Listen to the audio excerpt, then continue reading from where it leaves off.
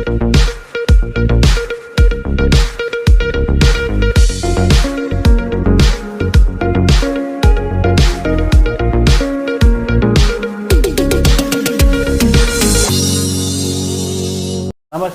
KVC న్యూస్కు స్వాగతం. ప్రతిక్షణం సామాన్యుడి పక్షం. నేను మీ చలపతి. నేటి వార్త.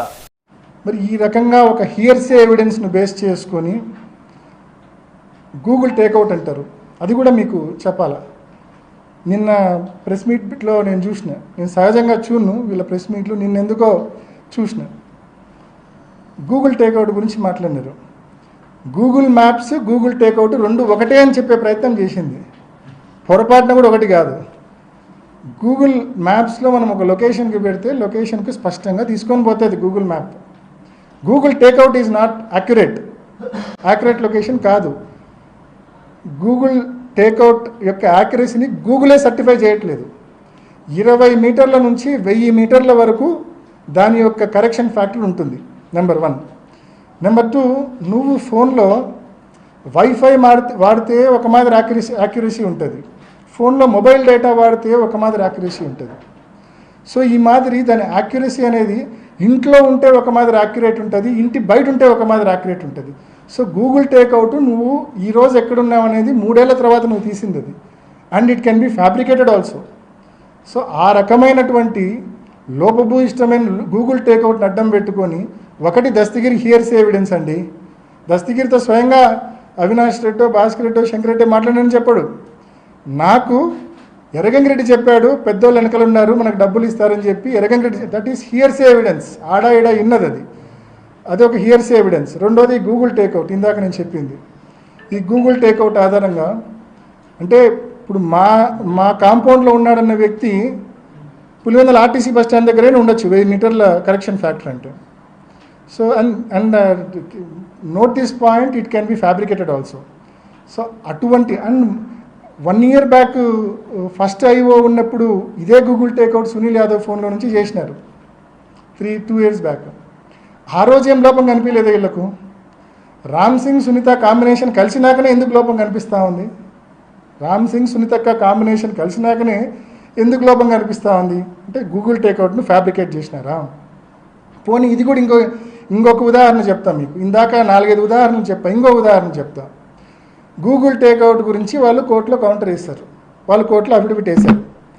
నేను కూడా గూగుల్ టేక్అవుట్ గురించి స్పష్టంగా వాళ్ళు బాగా నమ్మే వాళ్ళ అప్రూవర్ దస్తగిరి స్టేట్మెంట్కు ఈ గూగుల్ టేక్అవుట్కు వ్యత్యాసం ఉంది. వాళ్ళు ఏమంటారు, 2:30-3 వరకు ఈ తతంగం అంతా జరిగింది ఆ ఇంట్లో అని చెప్తారు. మధ్యలో 1:50కి మా ఇంటికి వచ్చినట్టు చెప్తారు. అంటే వాళ్ళ ఓన్ అప్రూవర్ స్టేట్మెంటే వీళ్ళ గూగుల్ టేక్అవుట్ థియరీని డిస్ప్యూట్ చేస్తూ ఉంది. సో ఈ అంశం మేము కోర్టులో నేను కౌంటర్ అఫిడవిట్ వేసినప్పుడు వెంటనే మళ్ళీ దానికి ఏం చెప్పారు తెలుసా? మీ అందరూ చూసి ఉంటారు. దానికి కౌంటర్ మళ్ళీ సిబిఐ ఏమని వేసింది తెలుసా? లేదు మాది పొరపాటు, మేము కోర్టుకు సమర్పించింది. ఎందుకంటే వాళ్ళు పొరపాటును ఒప్పుకోలేదనుకోండి, వాళ్ళ అప్రూవర్ థియరీ దస్తగిరి చెప్పిందంటే అబద్ధమని ఒప్పుకోవాల్సి వస్తుంది పొరపాటును ఒప్పుకోకుంటే. దాన్ని వాళ్ళు ఎలా కవరప్ చేసుకున్నారంటే కోర్టులో కౌంటర్ ఏమని వేశారంటే లేదు మేము ఏదైతే సమయం మెన్షన్ చేసినామో కోర్టుకు వేసిన అఫిడవిట్లో అది Greenwich mean time, GMT Greenwich mean time, దానికి ఇండియన్ స్టాండర్డ్ టైం IST గన చూపాలంటే కనుక ఒక 5:30 గంట యాడ్ చేయాలా అని చెప్పి వాళ్ళే కౌంటర్ వేసినారు కోర్టుకు. సిబిఐ కౌంటర్ వేసింది. అంటే వాళ్ళ అలిగేషన్స్ను వాళ్ళే తప్పు పట్టుకున్నారు. అంటే దానికి అది GMTకి ISTకి మధ్య 5:30 గంట వ్యత్యాసం ఉంది. సో ఆ 5:30 గంట వ్యత్యాసం నేపథ్యంలో ఇంకా టైమింగ్సే మారిపోతాయి పూర్తిగా. సో ఇంత ఇల్లాజికల్ నిందలు వేసిన తర్వాత మేము కోర్టులో అఫిడవిట్ వేసిన తర్వాత మళ్ళీ 4 గడుచుకొని దాన్ని కరెక్ట్ చేసుకోవడం.